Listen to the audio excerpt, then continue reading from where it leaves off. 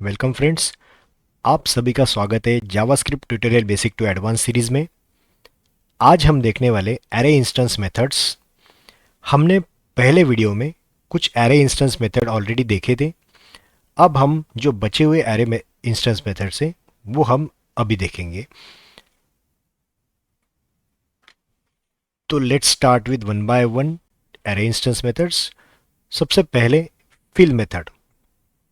ये fill method क्यों use होती है? तो एरे का जो फिल मेथड होता है, जो इंस्टेंस मेथड होता है, वो हमेशा आपके एरे में एक स्टैटिक वैल्यू या फिर एक कोई वैल्यू आपको रिप्लेस करवा के दे देगा। मेरा मीनिंग समझ के लीजिए।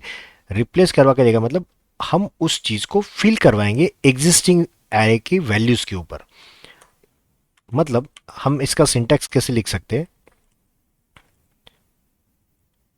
ये उसका सिंटैक्स है कि मैंने क्या किया, एरे के ऊपर एक फिल मेथड यूज की जिसमें तीन टाइप के पैरामीटर यूज करते हैं। पहला होता है वैल्यू, जिस वैल्यू को आपको फिल करना है या फिर रिप्लेस करवाना है वो नई वैल्यू। कहाँ से रिप्लेस करना है, मतलब start index and end index. इसमें हमेशा याद रखिए, start index and end index are optional. मतलब ये दिया तो भी चलता है, नहीं दिया तो भी चलता है। स्टार्ट का मतलब होता है जहां से आपको एरे स्टार्ट करना है फिल करना, और इंडेक्स हमेशा ये इंक्लूसिव नहीं होता है, एक्सक्लूसिव बोला जाता है इसको। नॉट इंक्लूडेड मतलब इसको मैं लिख देता हूं, दैट इज एक्सक्लूसिव। मैंने लास्ट वीडियो में आपको इसका मीनिंग बताया था कि इंक्लूसिव क्या होता है और एक्सक्लूसिव क्या होता है। इसका मतलब होता है इंक्लूसिव, राइट। इंक्लूसिव मतलब इस इंडेक्स से, स्टार्ट इंडेक्स से आप फिल करना चालू करोगे, मतलब वो पोजीशन कंसीडर होगी फिल करते वक्त। बट एंड एज एक्सक्लूसिव का मतलब क्या है कि एंड के इंडेक्स को आने से पहले वाला जो इंडेक्स है वहां तक जाएंगे, एंड वाला इंडेक्स आपके कंसिडरेशन में नहीं आएगा। लाइक सपोज मैंने एक एरे लिया 1 2 3 4 5 6 7 8 9, राइट। अब मैं क्या करता हूँ, कंसोल लॉग लेता हूँ, या फिर मैं यहाँ पर एरे के ऊपर मैं लिख देता हूँ एरे फिल जीरो। वैल्यू मैं पुटअप करना चाहता हूँ, कहाँ से लेकर कहाँ तक? सेकेंड इंडेक्स से लेकर फिफ्थ के पहले तक। यहां पर याद रखिए, यहां पर second will be included, right. या फिर आप इसको कहोगे second will be inclusive and five will be exclusive. मतलब फाइव के आने के पहले, ये इंडेक्स आने से पहले तक। तो अगर हम ठीक से देखें, जैसे कंसोल लॉग मैंने लिया एरे, अब क्या प्रिंट करेगा तो देखिए, मैंने जीरो वैल्यू पुटअप की। जैसे मेरा सिंटैक्स कह रहा है, देखे सिंटैक्स में पहला पैरामीटर क्या है, वैल्यू जो आपको फिल करनी है। तो जीरो मुझे फिल करना है कहाँ से कहाँ तक, सेकंड से लेकर फिफ्थ के पहले तक। तो ये पोजीशन जीरो, ये वन, ये टू, मतलब ये पोजीशन से लेकर जहां तक ये फिफ्थ नहीं आता तब तक। तो ये बन गई सेकंड, थर्ड, फोर्थ। फिफ्थ आएगी क्या? नहीं, फिफ्थ पोजीशन नहीं आएगी क्योंकि फिफ्थ क्या है, एक्सक्लूसिव है, राइट। तो एक्सक्लूसिव का मतलब क्या, वो पोजीशन के पहले तक वो वैल्यू आप कंसिडर कर सकते हो या पोजीशन कंसिडर कर सकते हो। ये पोजीशन जो फिफ्थ वाली है वो कंसिडर नहीं होगी। तो आपका जो भी एरे अभी रिटर्न क्या करेगा, ये जगह ये तीन पोजीशंस को जीरो रिप्लेस कर देगा। देखो मैं रिफ्रेश करता हूँ तो देखो 3 4 5 की जगह पे क्या आ गया, फिल हो गया, जीरो फिल हो गया। समझ पा रहे हो? ओके, सो ये चीज क्या करवाता है, एरे आपका हमेशा फिल करवाता है, या फिल मेथड उस जगह पर उस वैल्यू को फिल करवाती है। अब एक चीज आपको ये चीज नोट डाउन करके रखनी हर मेथड के लिए, ये रिटर्न क्या करेगा, ये हमेशा मॉडिफाइड एरे करेगा, एग्जिस्टिंग एरे को मॉडिफाइड करेगा और वो रिटर्न करेगा। Existing array gate modified and returns it और रिटर्न इट। समझ पा रहे हो? मतलब ये नया एरे रिटर्न नहीं करता। फिल मेथड क्या करती है, फिल मेथड हमेशा आपके एग्जिस्टिंग एरे को ही मॉडिफाई करती है। तो मैं क्या करता हूँ, अभी मैं फिलहाल इसको यहाँ से कट करके आपके यहाँ पर डाल देता हूँ, मतलब आपको आसानी से समझ में आ जाएगा। और ये कमेंट यहाँ से उठाकर यहाँ पे डाल देता हूँ, ठीक है। क्योंकि हर एक फिल मेथड उस एग्जिस्टिंग को चेंज कर देगा, पर हमें एग्जिस्टिंग में चेंज चेक नहीं करना है, हमें क्या करना है, हर एक सिनेरियो को टेस्ट करना है अभी फिलहाल। तो एरे डॉट फिल, अब मेरा देखो यहाँ पे लिखा क्या है कि start index and end index are both are optional. Optional मतलब क्या, मैं स्टार्ट इंडेक्स दे दूँ, ठीक है, ये मैंने दे दिया, बट मैंने एंड इंडेक्स नहीं दिया। तो इसका मतलब क्या हुआ, इसको स्टार्ट पता है कहाँ से रिप्लेस करना है, बट इसको ये पता नहीं है कि कहाँ तक जाना है। तो अगर उसको पता नहीं है तो वो क्या करेगा, वो हमेशा जहाँ तक पूरा एरे चल रहा है वहाँ तक पूरा रिप्लेस कर देगा।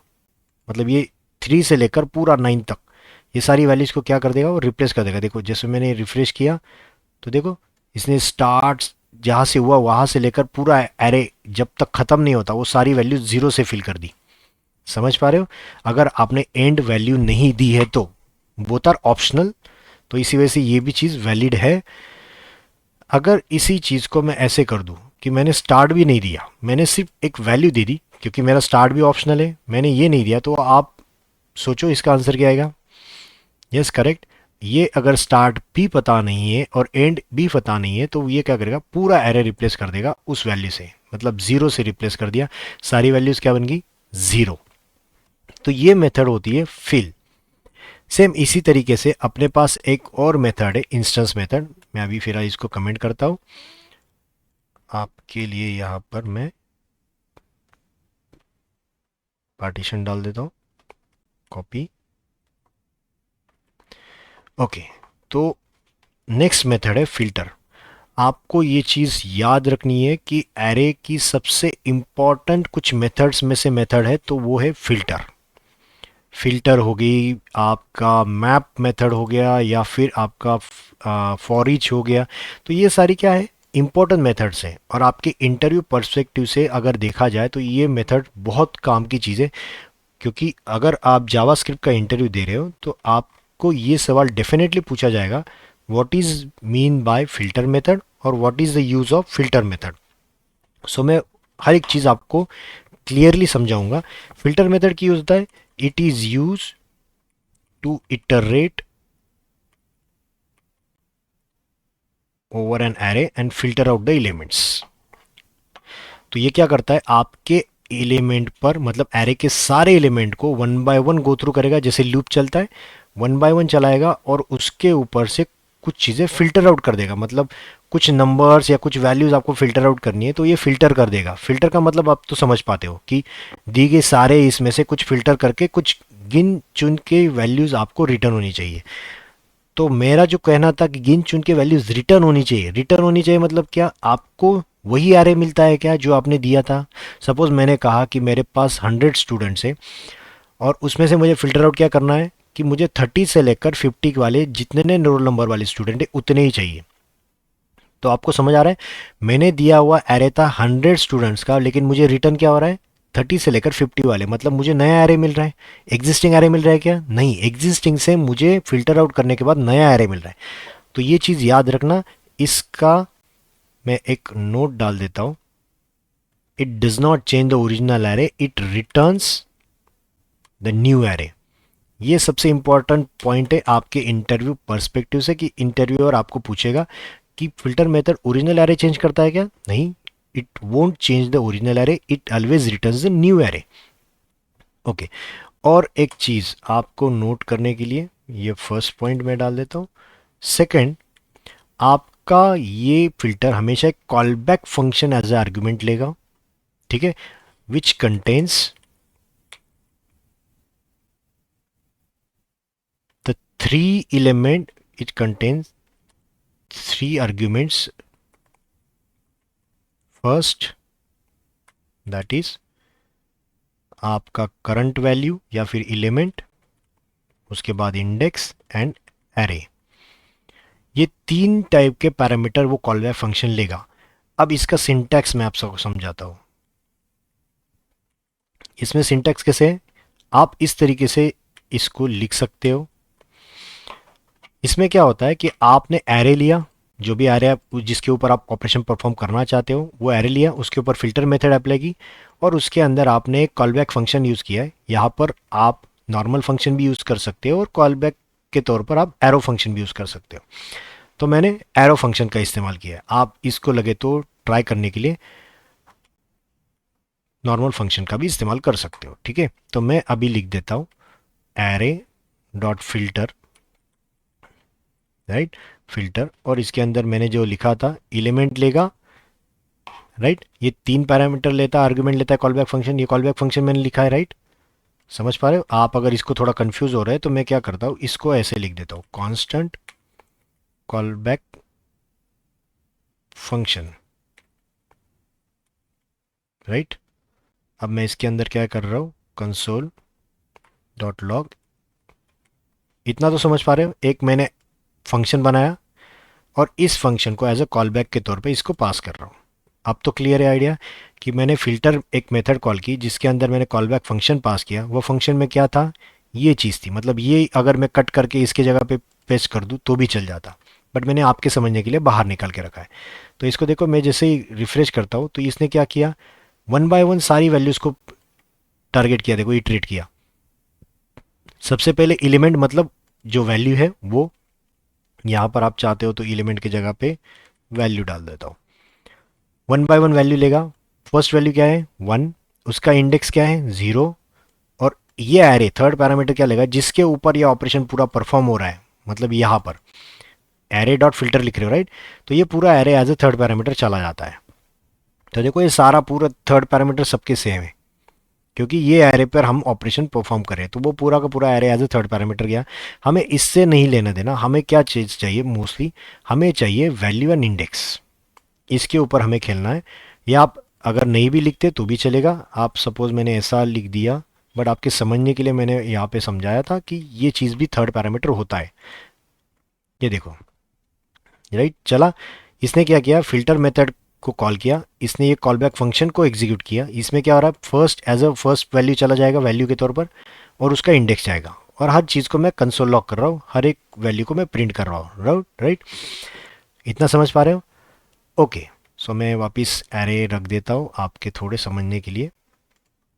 ओके, अब मैं क्या कर रहा हूँ, इससे फिल्टर करना है। मेरा मेन पर्पस क्या था इस मेथड को यूज़ करने का, फिल्टर करना। फिल्टर करने की वजह से क्या हुआ कि जो वैल्यू आपका कंडीशन सेटिस्फाइड करेगा उतनी ही वैल्यू को रिटर्न करेगा। जैसे मैंने लिख दिया रिटर्न, अगर वैल्यू लेस देन 6 है, सपोज मेरे पास हर एक वैल्यू आ रही है और वैल्यू को मैं चेक कर रहा हूँ, अगर वैल्यू 6 से लेस है, मैं इक्वल्स टू नहीं कह रहा हूँ, 6 से लेसर देन है, तो कितनी वैल्यूज है मेरे पास, इतनी वैल्यूज 6 से लेस है। तो जो कंडीशन ट्रू होगी, जब ये कंडीशन ट्रू हो जाएगी तो वो क्या रिटर्न करेगा, ये रिटर्न क्या करता है, वैल्यू रिटर्न करता है। हमेशा याद रखना, सिर्फ कंडीशन चेक करता है ट्रू है या नहीं है, मतलब ऐसे होगा, वैल्यू अदरवाइज नल। समझ पा रहे हो? ये कंडीशन इस तरीके से लिखी जाती है कि आप पहले वैल्यू चेक करोगे 6 से लेस देन है क्या, अगर है ट्रू है तो फिर ये टर्नरी ऑपरेटर के हिसाब से ये कॉल हो जाएगा, वैल्यू रिटर्न होगी। वैल्यू जो भी रिटर्न है वो वैल्यू किस में जाएगी, ये रिटर्न करेगा।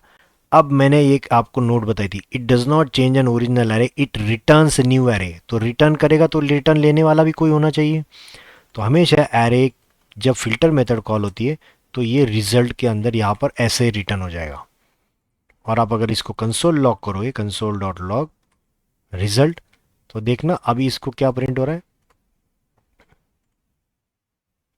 देखिए इसको क्या रिटर्न हो रहा है, ये रिटर्न कर रहा है 1 2 3 4 5। क्यों, जो जो वैल्यू ये कंडीशन सेटिस्फाइड करेगी उस वैल्यू को सीधा रिटर्न करना है।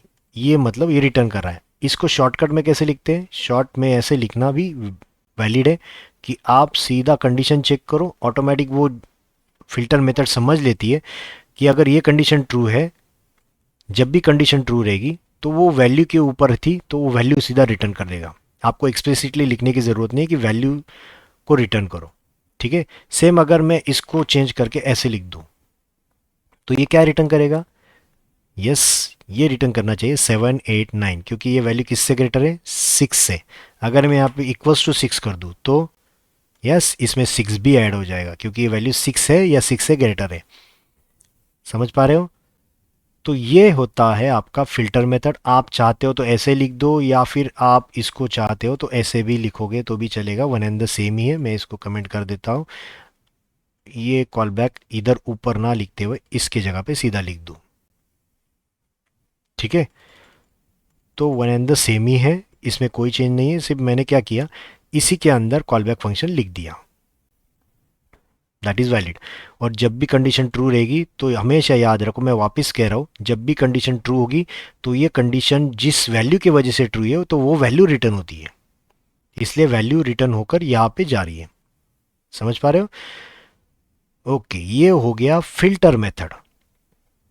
ओके, ये सबसे इंपॉर्टेंट मेथड थी अभी तक की, जो आपको इंटरव्यूअर जानबूझ के पूछेगा। ओके, उसके बाद है फाइंड मेथड। अब फाइंड मेथड का मतलब तो आप आराम से समझ जाओगे कि हमें चेक करना है, फाइंड करना है कि वो एलिमेंट आपको मिलता है या नहीं है, right. It is use to find first element from array based on the call back condition. मतलब सेम तरीके से आपने ये जो लिखा हुआ है ऐसे ही लिखना है। मैं आपको लगे तो ये कोड कॉपी पेस्ट करवा देता हूँ। ये कोड कॉपी कर दिया फिल्टर वाला, और कुछ नहीं करना है, बाकी सब सेम है। सेम मतलब मीनिंग सिर्फ चेंज कैसे होगा, देखो मैंने क्या किया। अब यहाँ पे फिल्टर की जगह पे क्या मेथड यूज करूंगा मैं, फाइंड। Condition same. अब क्या कर रहा है इसका, इसमें क्या रिटर्न होगा हमेशा, it returns the first element from array based on the call back function.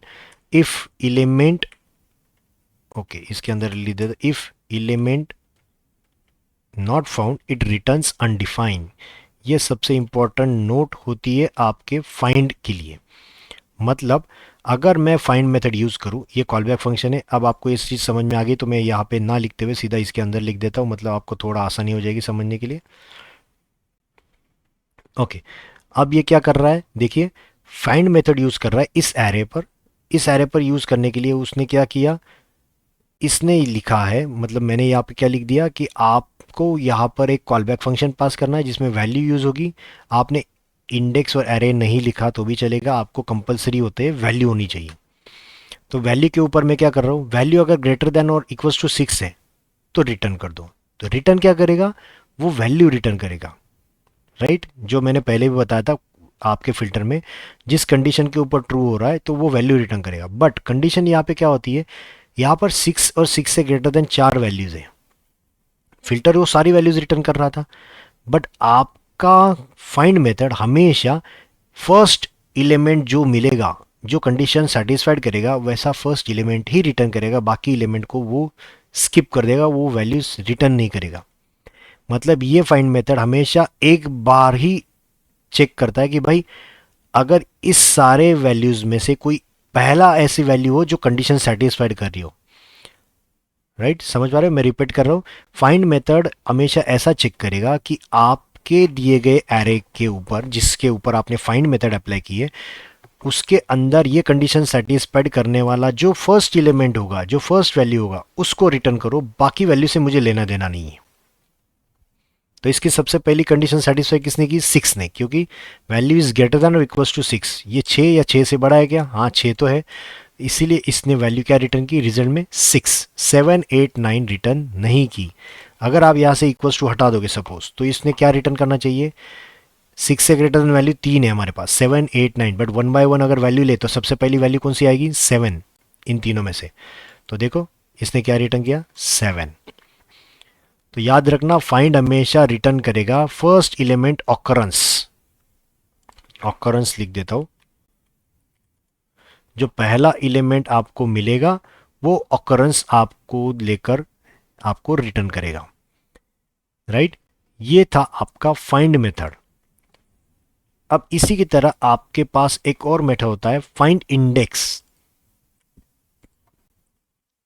Right. Find index में क्या होता है, आपके यहां पर जो एलिमेंट आपको मिला है, ठीक है। अगर मैं इसी एग्जांपल को कॉपी कर दूं, फाइंड की जगह पे मैं क्या करता हूं, फाइंड इंडेक्स कर देता हूं, बाकी चीजें सारी सेम। यहां पर फाइंड इंडेक्स। अब आपको क्या लगता है ये क्या रिटर्न करेगा, इसने 6 रिटर्न किया, आपको कन्फ्यूजन हो रहा है तो मैं इसको 20 30 कर देता हूँ, मतलब आपको वैल्यूज़ में कन्फ्यूजन नहीं होगी। हाँ, अब बताओ मुझे ये वैल्यू 60 से ग्रेटर चाहिए, तो मैं क्या करूँगा, इसकी वैल्यू क्या आ रही, 6। क्यों, इसमें क्या होता है, फाइंड इंडेक्स हमेशा क्या करता है, यूज किस लिए यूज होता है, it use to find index of the first element occurrence. यहाँ पर क्या था, फर्स्ट एलिमेंट आपको रिटर्न करेगा, राइट, यहाँ पर आपको उसका इंडेक्स रिटर्न करेगा। समझ पा रहे हो, इसका रिटर्न क्या होगा, it return it returns index of the first element from the array based on the callback function. If element is not found, it returns -1. यहाँ पर अगर कुछ नहीं मिलता तो ये रिटर्न करता था अनडिफाइन, राइट। ये भी चीज़ दोनों आपको कंपेयर करवा के दिखाता हूँ, रिटर्न का नहीं मिलता तो पहले ये देख लो कि आपको 60 से ऊपर वाली वैल्यू चेक करो, पहले कौन सी है 60 के ऊपर से वैल्यू, ये तीनों है, राइट। ये बाकी वैल्यूज के लिए सेटिस्फाइड होगी कि ये कंडीशन, नहीं, अगर सेटिस्फाइड हुई तो ही उसका वैल्यू रिटर्न करोगे। यहाँ वन बाय वन वैल्यू लेते जा रहा है, फाइंड इंडेक्स भी लूपिंग की तरह ही काम कर रहा है जैसे फाइंड ने किया, वन बाय वन पहले 10 आई, 10 वैल्यू ग्रेटर देन 60 क्या, नहीं, 20 नहीं, 30 नहीं, 40 नहीं, 50 नहीं, 60 नहीं, 70 yes, 70 value is greater than 60। तो ये क्या करेगा, इसका सीधा इंडेक्स क्या है, अभी इंडेक्स बताओ आप, 70 का इंडेक्स क्या है, 0 1 2 3 4 5 6। तो ये क्या रिटर्न करेगा, 6 रिटर्न करेगा इसके रिजल्ट में, इसीलिए आपको क्या मिल रहा है, 6। समझ रहे हो, तो ये आपको इंडेक्स रिटर्न करेगा, जो भी कंडीशन सेटिस्फाइड करेगा उस वैल्यू का इंडेक्स। इसके आगे वाली वैल्यू भी कंडीशन अगर सेटिस्फाइड कर रही है तो वो उसको स्किप करेगा, सिर्फ पहला ऑकरेंस ये देखता है हमेशा, जो फर्स्ट वैल्यू मेरा ये कंडीशन सेटिस्फाइड करेगा उसका मैं इंडेक्स लाके दे दूंगा। अब क्वेश्चन मेरा, अगर सपोज 600 मैंने चेक किया, 600 से बड़ा कोई एलिमेंट है क्या इस एरे में, तो मुझे उसका इंडेक्स दो। अगर इंडेक्स नहीं मिला इसमें से, मतलब इसमें कोई वैल्यू ऐसी नहीं है कि जो ये कंडीशन सेटिस्फाइड करेगी, राइट, 600 से बड़ी कोई वैल्यू नहीं है, तो ये क्या रिटर्न करना चाहिए हमेशा, -1। तो देखो आपका आंसर क्या आ रहा है, -1। समझ रहे हो, इसमें दो है, अगर मिलता है एलिमेंट तो उसका इंडेक्स, अगर नहीं मिलता एलिमेंट तो उसका -1। सेम अगर मैं यहाँ पे आपको दिखाऊँ, फाइंड में, फाइंड में अगर एलिमेंट मिलता है तो ठीक, अगर एलिमेंट नहीं मिलता, जैसे मैंने 60 डाल दिया, कोई भी वैल्यू 60 से बड़ी नहीं है, तो ये क्या रिटर्न करना चाहिए था, ओके मैंने एरे एरे यूज डबल किया, इसी वजह से ये एरे 1 कर देता हूँ, दोनों का नाम सेम हो रहा है इसलिए, एरे 1 रिजल्ट 1 रिजल्ट 1, ठीक है। तो देखो इसकी कोई कंडीशन सेटिस्फाइड नहीं हुई है तो इसने क्या रिटर्न किया, अनडिफाइंड। दोनों में डिफरेंस समझ के ले लेना, फाइंड हमेशा आपको एलिमेंट रिटर्न करता है अगर मिलता है तो, अगर नहीं मिलता तो अनडिफाइंड रिटर्न करेगा। बट फाइंड इंडेक्स, अगर कोई एलिमेंट मैच कर रहा है, कंडीशन सेटिस्फाई कर रहा है, तो उसका इंडेक्स भेजेगा, ना कि उसकी वैल्यू, और अगर नहीं मिलता तो उसका रिटर्न -1 रहेगा। याद रखिए ये चीज़, ये आपको जानबूझ के इंटरव्यू पूछता है तो आप एक टेबुलर फॉर्म में बना लीजिए या फिर आपके खुद के नोट्स निकाल लीजिए, जिसमें ये चीज़ आप मेंशन करके रखना कि फाइंड इंडेक्स क्या रिटर्न करता है और फाइंड क्या रिटर्न करता है।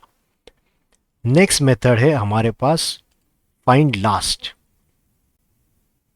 अब जो फाइंड था एज इट इज़ मैं कॉपी करता हूँ, कॉपी इसीलिए कर रहा हूँ क्योंकि सेम है, आपको सिर्फ ये चीज़ पता चलनी चाहिए कि डिफरेंस क्या है, फाइंड और फाइंड लास्ट में क्या डिफरेंस है ये पता चलना चाहिए। तो मैं अभी इसको कमेंट कर देता हूँ, इसको भी कमेंट कर देता हूँ और सिर्फ फाइंड लास्ट को रखता हूँ। फाइंड लास्ट मेथड क्या रिटर्न करता है, किस लिए यूज होता है, it is use to find the last element occurrence. Find क्या करता है, फर्स्ट एलिमेंट ऑकरेंस, ठीक है, और find last last element occurrence, मतलब 6 से बड़ी कितनी वैल्यूज है अपने पास, 7 8 9, इसमें से सबसे लास्ट वाली वैल्यू कौन सी भाई, इसमें सबसे लास्ट वाली वैल्यू है 9, तो वो रिटर्न करेगा। बट यहाँ पे मेथड क्या लिखनी पड़ेगी मुझे, find last, instead of find की जगह पे फाइंड लास्ट। तो देखो मैंने रिफ्रेश किया, कौन सी वैल्यू है 9, इसीलिए उसने 9 रिटर्न किया। यही अगर मैं फाइंड करता तो इसमें क्या रिटर्न होता, यस, फाइंड में 6 की बड़ी वैल्यू मतलब 7 थी तो 7 रिटर्न करता।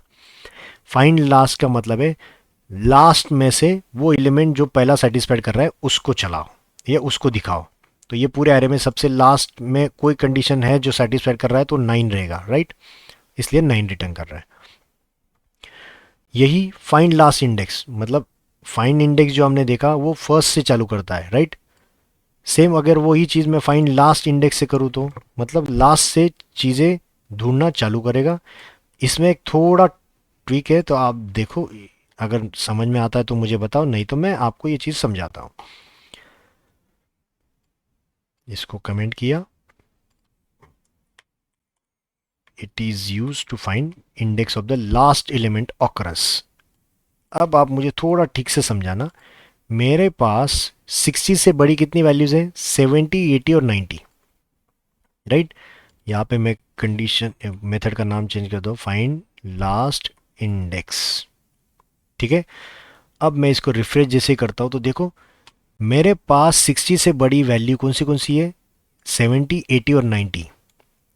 आप बोलोगे 8 कैसे आया? सबसे लास्ट वैल्यू कौन सी है जो ऑकरेंस सेटिस्फाइड करेगा? 90 वाली वैल्यू है जो सबसे लास्ट है, वो जो कंडीशन सेटिस्फाइड कर रही है, राइट। अगर मैं यहाँ पे सपोज डाल दूँ यहाँ पे 10, आप क्या बोलोगे? आप इसमें वैल्यू फिर भी 80 आएगी, क्यों? सबसे लास्ट इसका सेटिस्फाइड करने वाला एलिमेंट कौन सा है? 90 ही है, राइट। तो 90 का पोजीशन कहाँ से स्टार्ट करोगे आप काउंटिंग करना? इंडेक्स कहाँ से स्टार्ट होता है? हमेशा स्टार्टिंग से।